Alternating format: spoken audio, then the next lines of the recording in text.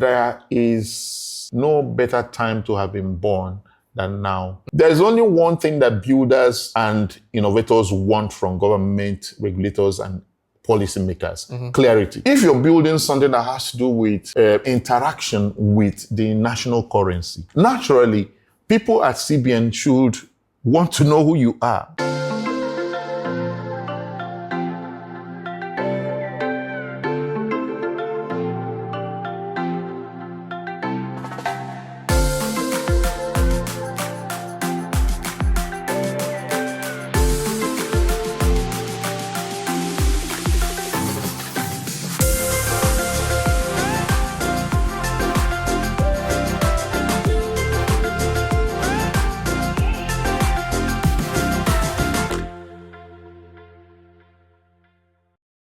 Hello everyone, welcome to another episode of Builders Block, where I interview founders, builders, and also entrepreneurs in the African Web3 ecosystem.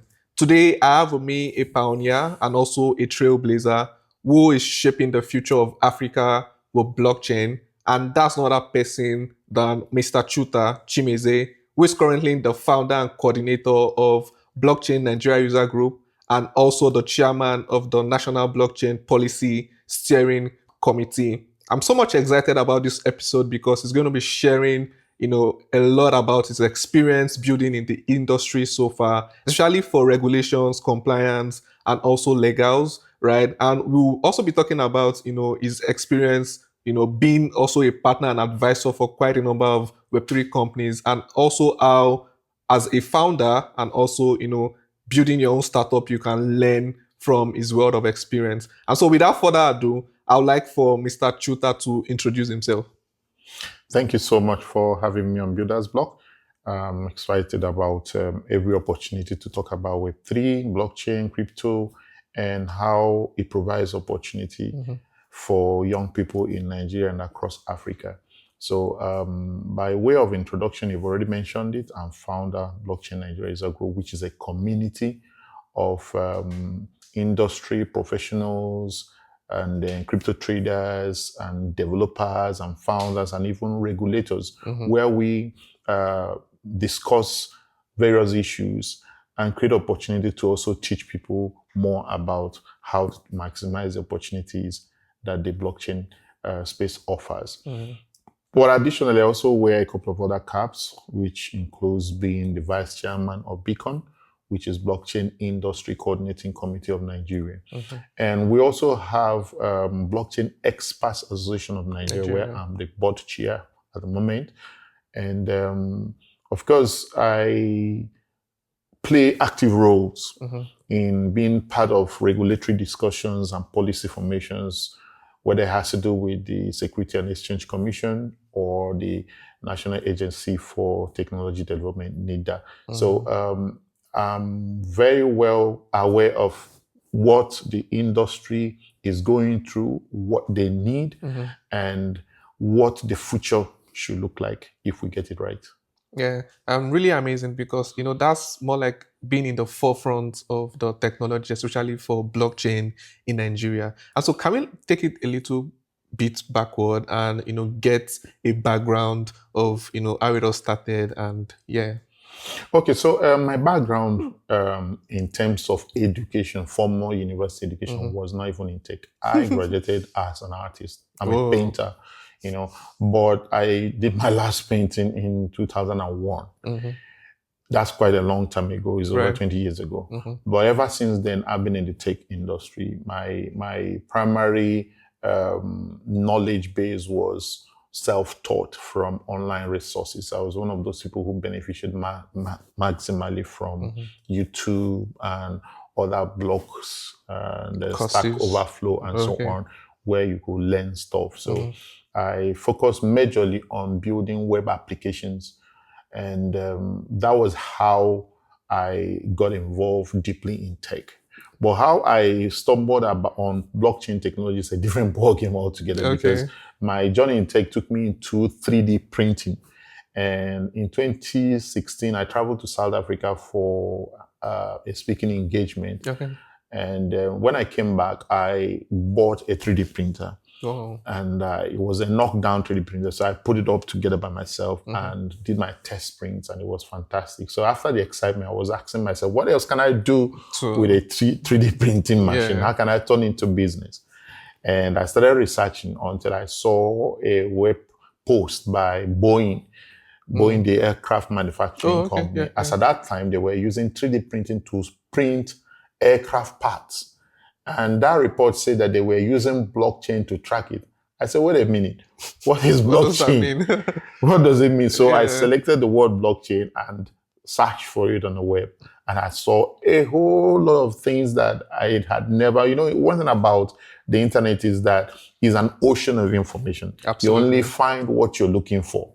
If you're looking for the right things that will benefit you, it's there. If you're also looking for destructive content, it's also there. Yeah, So absolutely. when I saw the word blockchain and I selected and I searched for it, it opened up a whole new opportunity. As at that time in 2016, people were not really having public discussions or forums or conferences around this subject. Yeah. So one of the first things I did is to enroll in the very first online university of Nicosia at Cyprus. Okay. So I enrolled for its free MOOC course, MOOC Massive Open online course. So it was a 3-month course, and it was being taught then by people like Andres Antonopoulos, Andres Polymetics. These are industry leaders. These are people that if you go to Twitter, they talk about Bitcoin, they talk about blockchain, they talk about the innovation of Ethereum and all those things.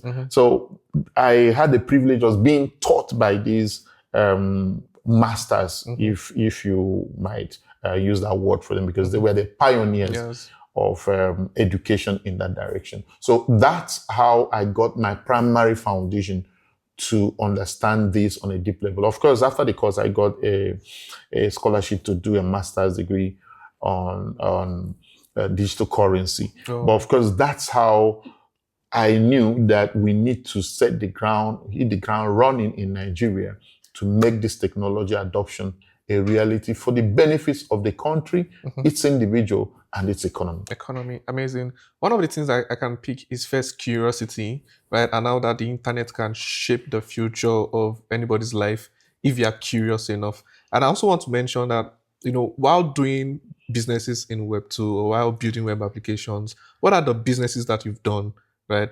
What businesses have you ventured into over the time? Okay, so as a web application developer, I work majorly as a freelancer. Okay. And as at that early time of the internet, things like e-commerce stores, right, where they go to places for you. I mean, businesses had to be online. There was a saying then by Bill Gates to say that if your business is not online, you are not in business. Do you understand? So that was how important it was for people to get their businesses on that. So I was majorly helping a lot of businesses to get themselves online, building e-commerce stores for them.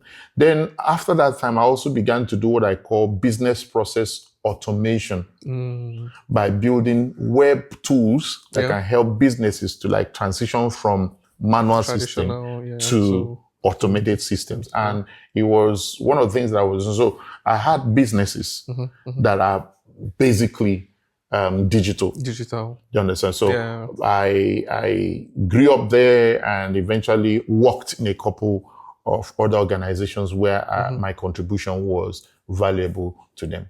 Amazing. Because I wanted to get a feel of, how it all started, from being a graduate of painting and all. So I wanted to ask if you're looking to, launch an NFT in future. I mean, because, you have, experience with painting and trying to craft some narratives around, nature and also some of these things. Unfortunately, I don't have much plans to go to that type of art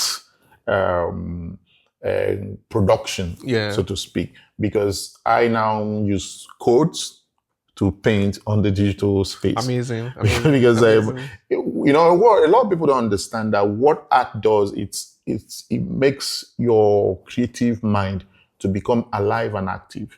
So you can actually be anything at all.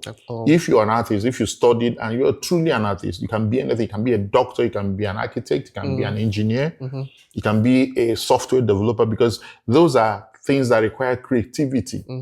So for me to build software applications, to build out things, it's as easy as ABC for me, because I have to creatively craft how this thing is going to look like, especially if you allow me to do it the way I think it can be best done, against you telling me to do it like this or do it like this and do it like this. Restrictive versus being open-minded, and creative. And creative. So for me, I think without staining my reputation, because that's one of the easiest ways that you could stain your reputation in the Web3 space, by launching tokens and allowing people to take advantage of you to ruin your reputation. We've seen it happen to a whole lot of people, but that's not one of the things that I want to do at all. Absolutely. I mean, that's just a side question, right? Talking about blockchain, I think you already mentioned why and how you'd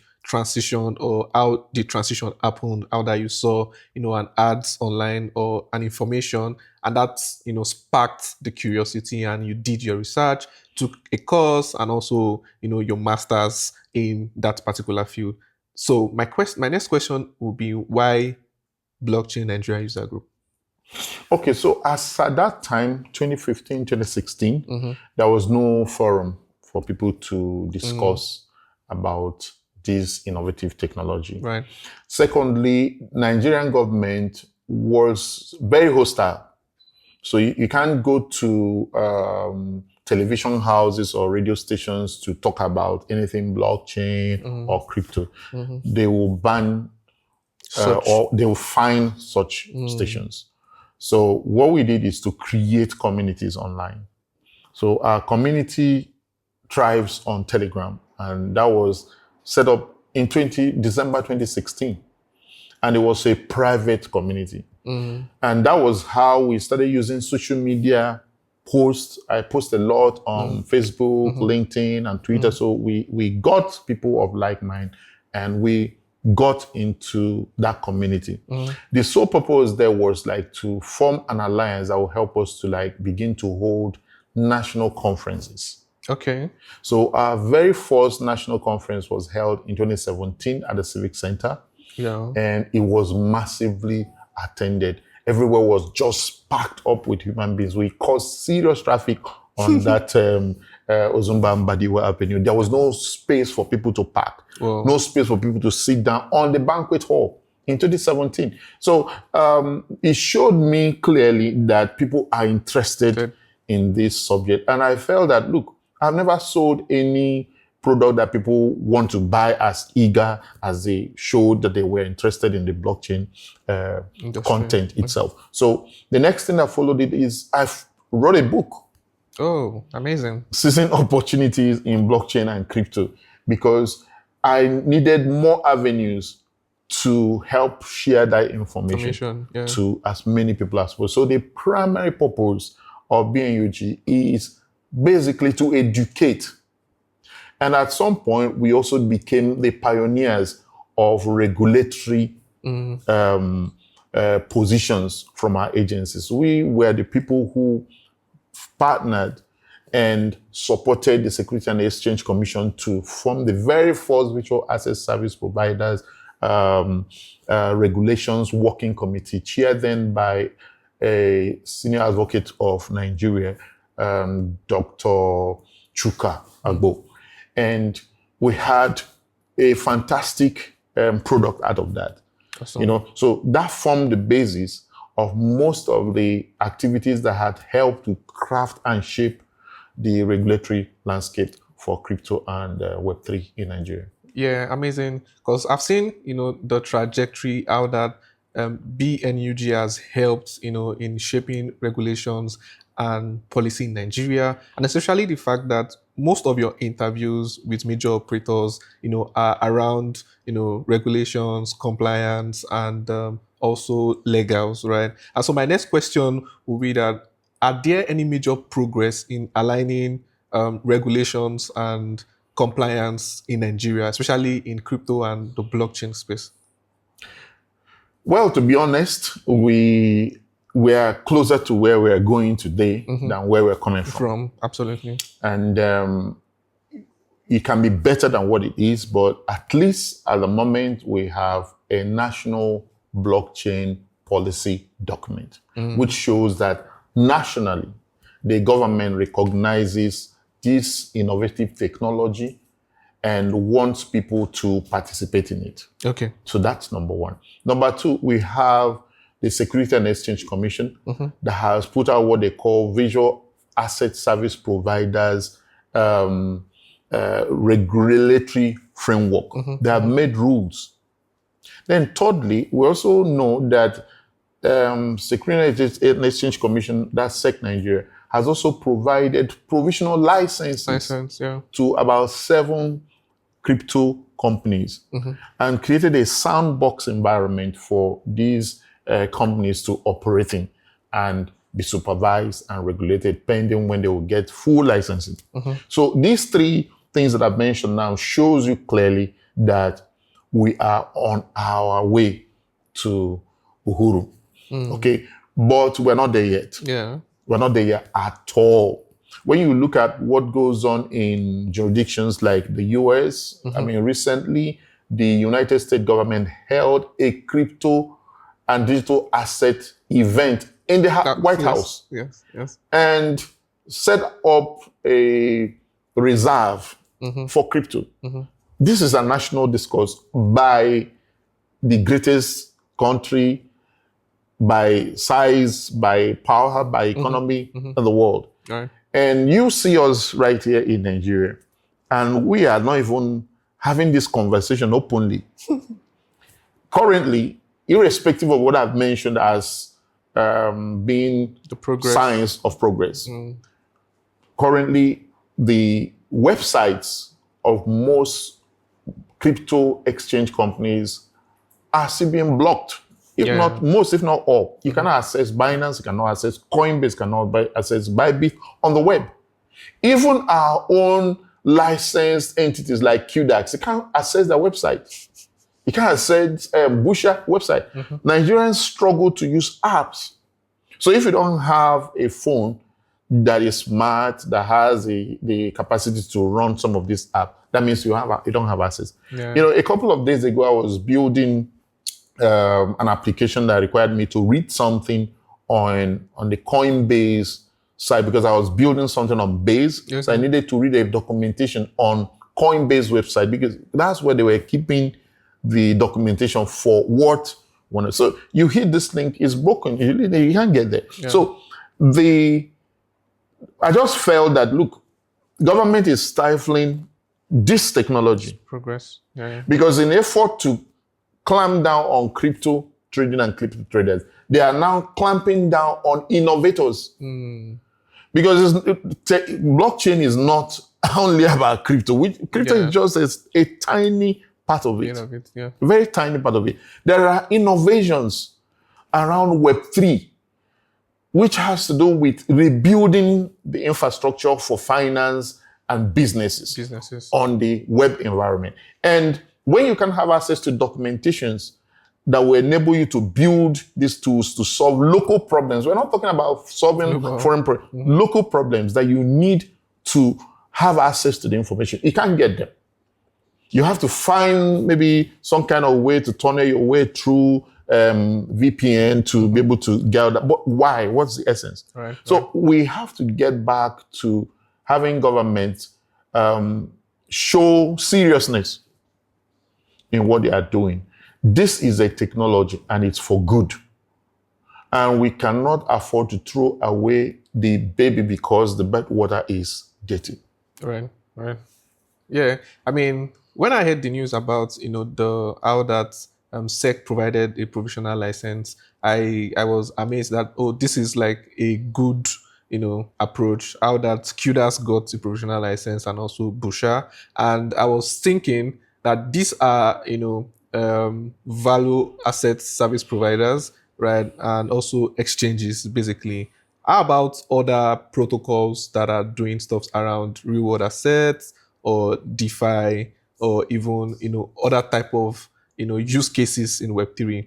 And how is the SEC trying to make this more suitable for such use cases? So primarily, you have to understand the different agencies of government that are involved with this technology. Yeah. The technology encompasses the financial market, Okay. Where the financial market this time around, I'm talking about like the Security and Exchange Commission, who is responsible for what goes on in the general market, where people access money and launch products and services. Right. The capital market. Now, you also have where people build blockchain and Web3 products that interact with the national currency, the Naira. So, because the Central Bank of Nigeria is the sole entity that is given the power to issue and regulate and manage the currency of the country, they are responsible in regulating any interaction of any currency with the Naira that they created. Then you also look at the technology itself, where they build these things, which is the infrastructure, the blockchain networks itself, which is what the National Agency for Technology Development is given as its own role to play, regulate the technology. So you have these whole three arms. Now, when you are building a product that has to interact with the capital market, you have to talk to them at SEC. Absolutely.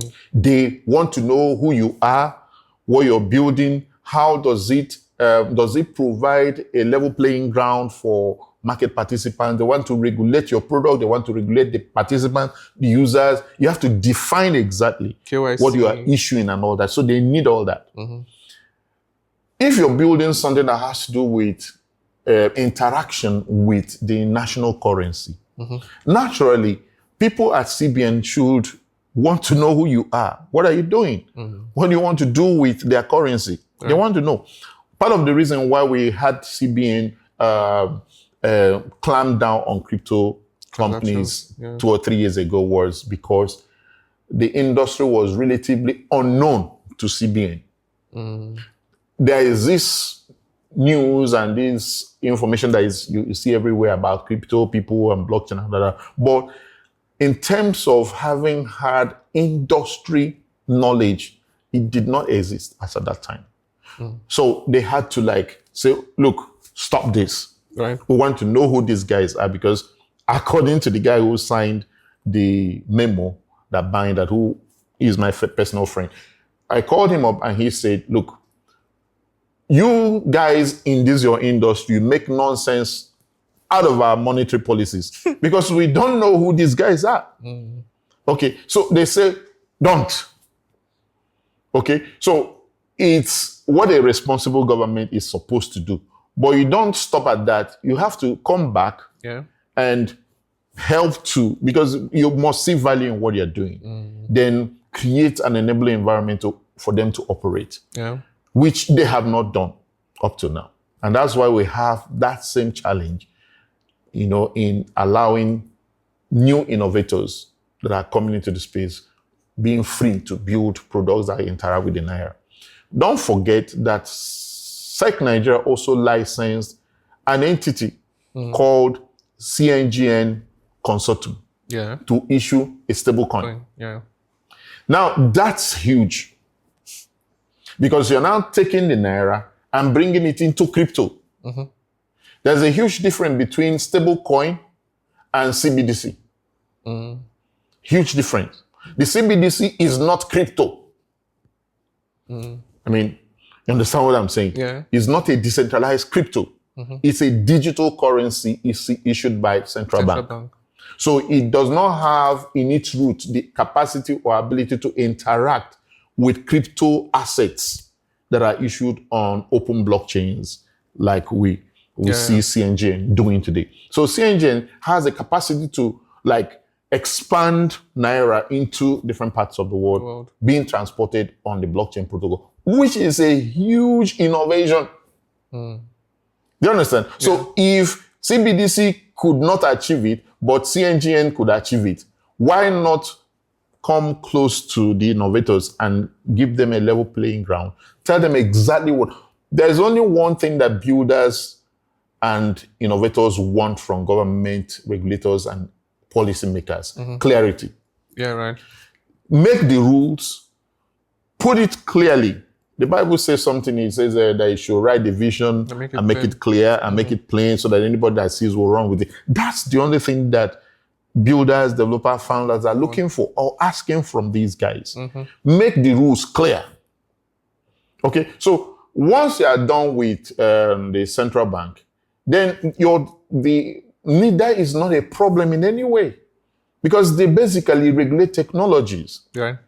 When you want to set up something like a blockchain protocol, NIDA will want to know how you are setting up your, before you get your Genesis block, how did you set up the base of your infrastructure?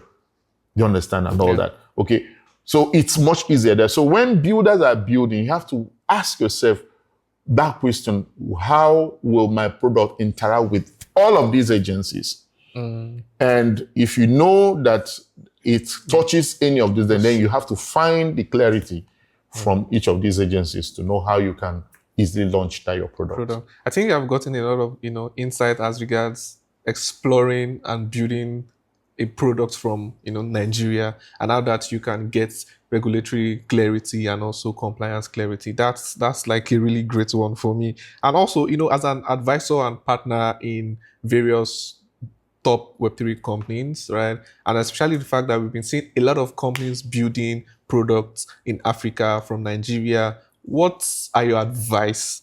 What do you think they should look at for them to scale globally? Okay, so the rules that people who are building in Web3 and blockchain have to comply to are not really different from the rules that those who are building financial services related products have to also deal with. When there is no clarity available for you in your specific subsector, as it exists for Web3 and blockchain companies, find out the existing rules in similar type of product offerings, especially in the fintech space, and adopt those rules. Okay. For instance, things like KYC, know your customers. Yeah. It's a general no-brainer that you should have know your customers integrated in your system. Then when you are onboarding your users, make sure that you collect enough information about who these people are and put anti-money laundering measures. How do you ensure that you put anti-money laundering measures? You cannot allow someone to use your platform to move, let's say, $1 million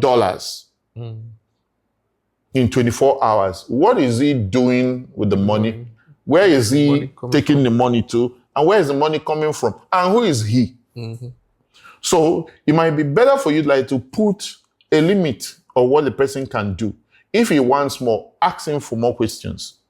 Please, Oga, what is your source of income? Where does this money come from? These are know your business and anti-money laundering tools. That also will extend to counter terrorism finances. Because when somebody is moving a lot of money frequently, maybe he's moving it to some kind of a cell like that is into terrorism. And you have to understand that you can be held responsible for what people do on the platform that you created. Absolutely. We have seen what happened to the guy who created Telegram, how he went to France and they grabbed him. He felt that he could create things and encrypt messages and people can use them and he will walk away as though he's doing. But we live in an organized society. Everything has to be done in moderation. Yes, let people have freedom, but then tie a little can to their tail so that you hold them. Otherwise, they will hold you. Right. You understand? So in building product, just make sure that you are taking out the right check boxes that has to do with that particular type of business that currently exists. So that tomorrow when regulators knock on your door and ask you, what have you been doing? You can at least provide that, sir, when we started, we are doing know your customers and we're doing all this. So here are the data, here are what we're doing. Then you'll be on a safer side. You cannot run a business and say, I don't believe in regulation. Then let people do whatever they like. The society doesn't work like that. If not, somebody will carry his football field and go and put it at the middle of Ikorodu Road and say, let's play football. No. You can't play ball on an express road. There's regulation. You understand? Sure. Yes, sir. You understand? So we live in an organized society. So let's embrace organization, which is basically what regulation is all about. Oh, amazing. I think I've been, will I say, regulatory sniped, right? You've been given a lot of insight as regards companies positioning themselves to be able to build their products, which regulators will not frown at, right, when they come for them. That's really, really amazing. I hope that now that they are watching, you understand some things to do and things to put in place while building your product, especially in Nigeria, and you're building for the global audiences, right? You touched a little bit about CNGN, right? I want us to, dive deep into this. Coming from eNaira, right, to now CNGN, what does that mean for the Nigerian blockchain ecosystem, one, and also, how that's going to shape the way we perceive blockchain adoption? Okay, so I've had to comment on something like this severally since in general. I also had to do a Medium article explaining all that. But one of the things that Nigerians should be excited about is that their currency is now global. Okay. Using the CNGN blockchain protocol that has been deployed. Now, how does it help us? You know that majorly people want to hedge themselves when the crypto market is becoming too volatile for them to be. Typically, we will use USDT, USDC, or any of these other USD-backed stable coins to do that. And after that, we will still have to convert it to Naira for it to become useful to us. Yeah. But you can actually now hedge your Ethereum, your Bitcoin straight to CNGN, which is Naira. And you can redeem them through the approved platforms into Naira. So that one on its own reduces so much pressure on Nigerians who need the dollar. See, we don't need the dollar as so much as, yes, we know that our economy is not doing well.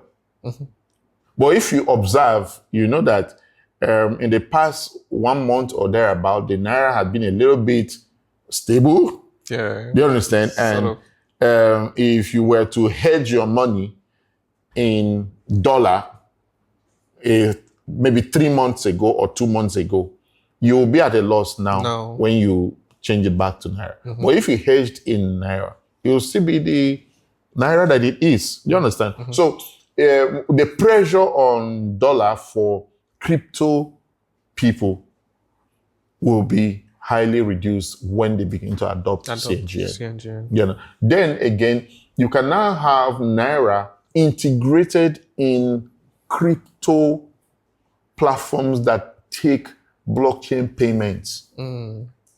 So let's assume I want to build a platform and I don't want to go through the rigors that goes with working with Paystack or working with Flutterwave or any of these payment gateway providers. I can decide to integrate CNGN.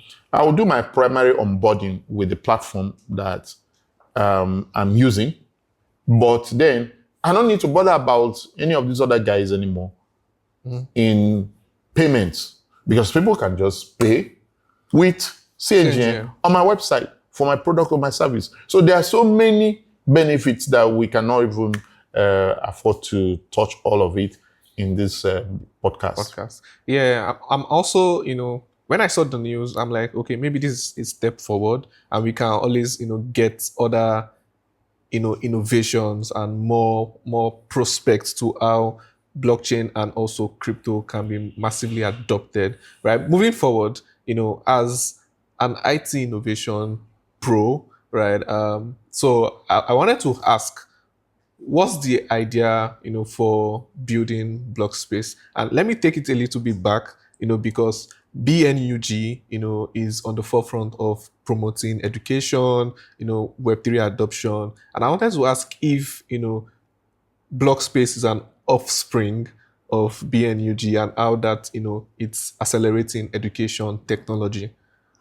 Okay, so our drive for talent development goes as far back as 2019. Okay. When Blockchain Nigeria as a group launched what we call Blockchain Dev 1000 initiative. Oh. What we wanted to do in 2019 was to ensure that in the next 1 year, we would have trained at least 1,000 blockchain developers in Nigeria.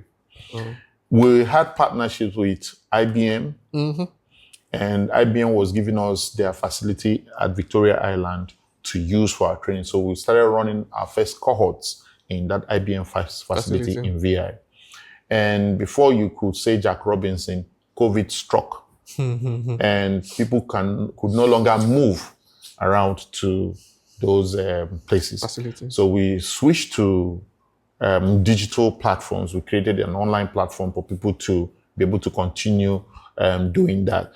And, we are Africans. There's still this thing about physical interaction that we really value, So that was when the idea of having a place where we could physically gather and do these same things that we wanted to do before and do it even much better. That's when the idea of Blockspace was born. So I shared the idea with some of our leaders and members at Blockchain Nigeria as a group. They liked it. It was a good one. But how do we make it happen? How do we execute it? So, but then, thankfully, in 2021 and 2022 period, we had bull run and all that. So I decided to take up the challenge and do this. And that was how I moved on to acquire this location. Now, a lot of people have argued that, why did you come to this location, which is Ikorodu, and why not in VI or in Lekki? But I countered such arguments. Number one, all of us cannot be in one place. Do you understand me? Everybody cannot be in the island, or everybody cannot be in VI or be in Lekki and all that. Yeah. If you want to be there, please be there.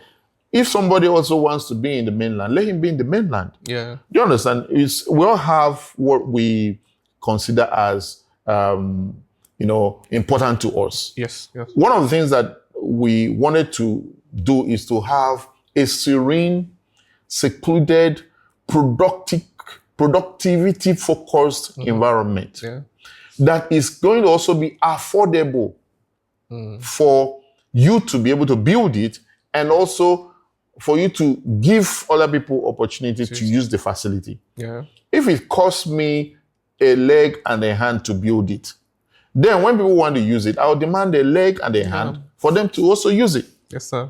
Do you understand me? So it's something that people don't understand. So we built something that is world class here. Yeah. Do you understand? We made sure that we had everything that we needed here. And if you go to the US and you go to the Silicon Valley and where builders build, people don't set up their hubs at the center of the town where there is all kinds of noise and all distractions. When you come to Blockspace, you will know that there is something called 10xing your productivity. Because we have stable electricity, we have Very quiet. People don't pass here to go anywhere. You understand me? When you're coming here, you're coming here. Yeah. You understand me? And when you get here, you stay here. You understand? Yeah. But you would be able to do everything that we want to do. Serious work. Good internet, good electricity, quiet, cool environment. We have facilities for outdoor game, have facilities for indoor games. We have apartments, we have kitchen, we have gym, everything that will help you to like stay within a place to maximize your productivity.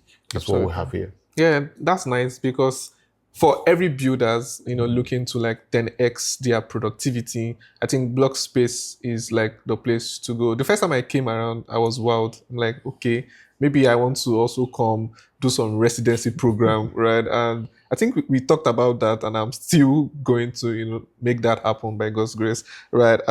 Moving forward, right? We've seen quite a number of builders, just build for the main time, right? Because of the hype or because there's bull run, and once that ceases, the momentum dries off, right? And what's your strategy for long-term building? Staying through the old game. Okay, so I have been in technology for pretty long time. Being at least 20 years in tech is not beans. Do you understand? It's not beans. Sir. It's pretty long time. Okay, during my youth service in the late 1990s, I witnessed the launch of Yahoo. Okay. Do you understand? And the advent of the programming language called Java. Okay. Not JavaScript, Java programming language. Yeah. So ever since then, my interest in technology has never stopped. And I have seen technology as an avenue to solve problems. Do you understand? And help humanity.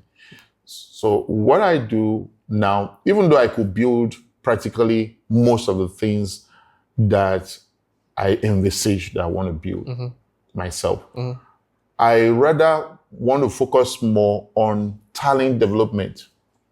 That's why we're here. So giving people the opportunity to understand the new tools in the block that they can use to even build more. So, like as it is today, one of the biggest tools that any developer will be happy to grab is AI. Code assistance. It does not in any way mean that what you can build with AI code assistant is to be looked down on. No, these are tools. It's like somebody saying that instead of sending email, let him use envelope and use leg to go and take it to somebody in Lagos Island instead of sending it by email because it's electronically transported. No, I don't want electronic something. I want the physical envelope. Then you use leg, I carry the envelope. Do you understand? So the AI tools that are available in the world today are there to help people who already know what they are doing, who already are sure that this tool is going to help them to do it much better. Because to have an AI assistant is like a coding assistant is like having like a very senior developer, is a very senior software engineer sitting beside you and helping you to do that thing that you wanted to do and getting it done faster and better. So embracing it is something that every developer should be doing. If you are a UI designer, product designer, front-end developer, back-end developer, you have the advantage of code assistants, agents, AI agents to leverage. Otherwise, those who you are competing with will leverage them and throw you out of the market. No, your body will tell you. You just find out that they're no longer calling you. They're no longer giving you that job that you used to get before. Because someone else has seen that he could 10x his productivity with these tools. So that's what I'm looking at, helping to teach a whole lot of people and make them comfortable so that they will normalize working with these new innovative tools. Yeah. I mean, because, AI is here to stay for the long term. And other than taking you out of the job, right? It makes you more efficient for the job. Exactly. And I mean, it helps you, not burn out, trying to do everything yourself. And I think ideally that helps you to like build for the long term, right? Because you can do stuff efficiently, faster. What it takes you 1 hour before takes you 15 minutes now, and you can replicate that and do more stuff, right? I mean, this might look quite a little funny, right? What does exit mean for you, and what's your retirement number? I've never thought about that at all. But when you keep building, you understand and making impact, you're never going to be forgotten. So when I look at the industry that I have worked for, I have played in, and I have built with, I see myself growing old with gray hair and gray beards in years to come, still adding value, still sitting in conferences and talking to young people, still guiding young people to learn new tools, because you see, technology is not about being young or being old. It's about being in touch. Do you understand? And being on top of your game at every point in time. Absolutely. There are some young people that don't even know what is going on. They have all the tools, they have the laptop, they have the phones, but what they pay attention is completely different. Do you understand? So you could be 50, you could be 60, and still be on top of your game. There's a man called Dr. Scott, and I spoke with him in one conference like that at the United Nations.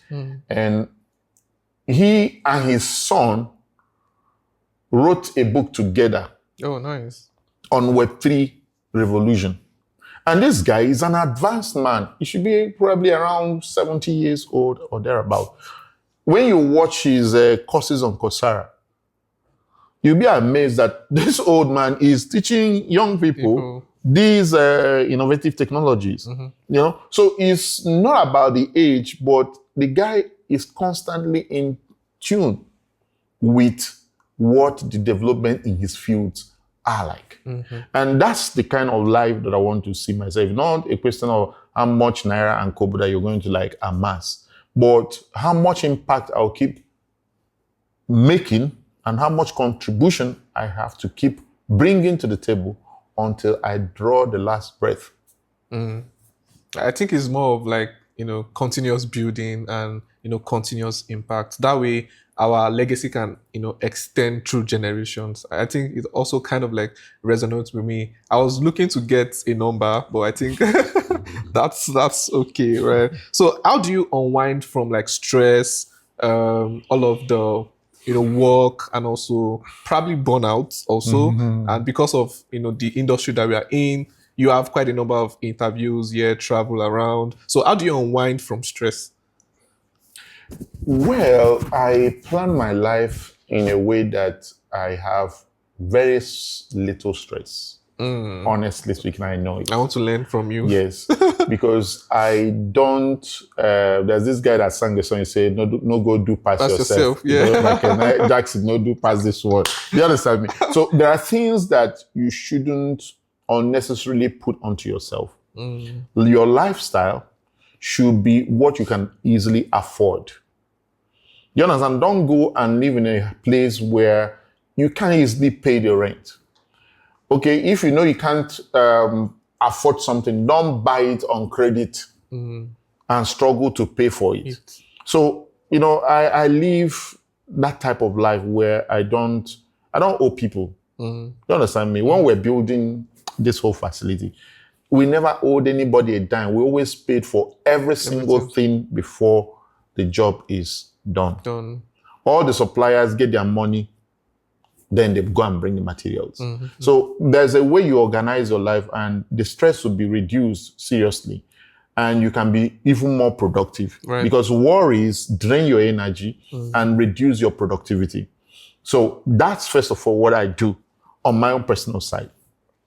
But because I work in the tech industry, and that means that I have to sit in front of my laptop for long hours, and based on the interest in what I'm building or what I'm doing, it will now be left to me to know whether I can cut out some time and spend it in like recreations, hang out with friends, and visit places and all that, which I do from time to time. But I'm a highly private person, and most of my time I spent staring at my laptop.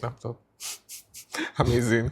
All right. So, what are your final words for for our audience and what they should look forward to? For young people who are watching your program and who are watching this particular episode, they should understand that there is no better time to have been born than now, because you are born in the age of innovation, fast and speedy innovation. So you should be happy that you have an opportunity to create value and make money.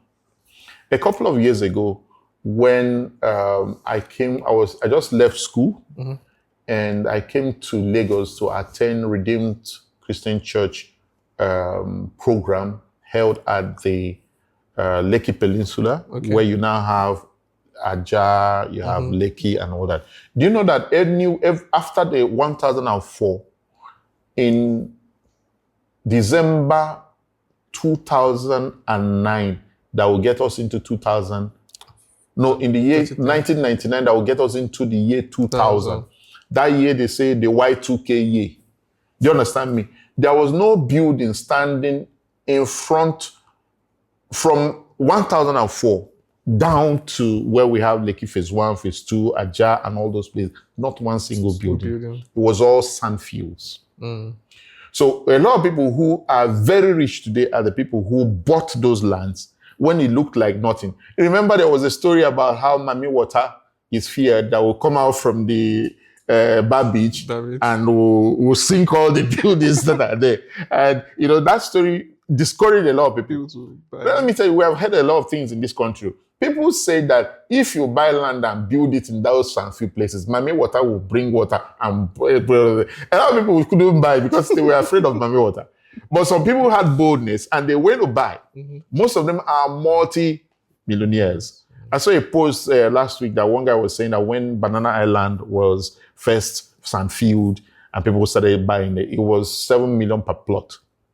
Do you understand me? In other words, what I say is, you might not have been there to buy Lekki Phase 1. May also not have been there to buy Banana Island when it was initially Sandfield.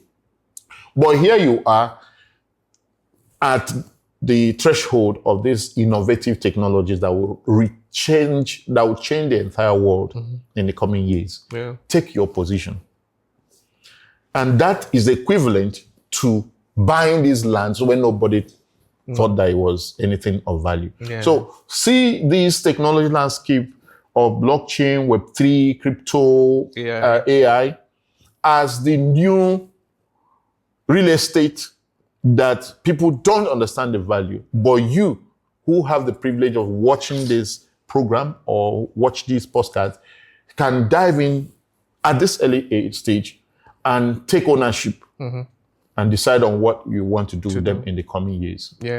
I mean, that's mind-blowing, right? I've gotten a lot of insights, sitting down with you this afternoon, from the regulatory perspective to businesses, handling businesses, and how that you've been able to collaborate also with various sectors and departments of government shaping the landscape of blockchain in Africa. And so I want to thank you very much for, doing this with us. And so with that, we have come to the end of this episode. I hope that you've been able to learn, things around building your startup from Nigeria and also understanding regulatory clarity and also, building with regulators first in mind, considering the various use cases first and what are the players that are involved and who are those players that I need to reach out to, right? I do hope that you are going to also, like, share, and also subscribe to my YouTube channel. Thank you for watching and see you in the next one.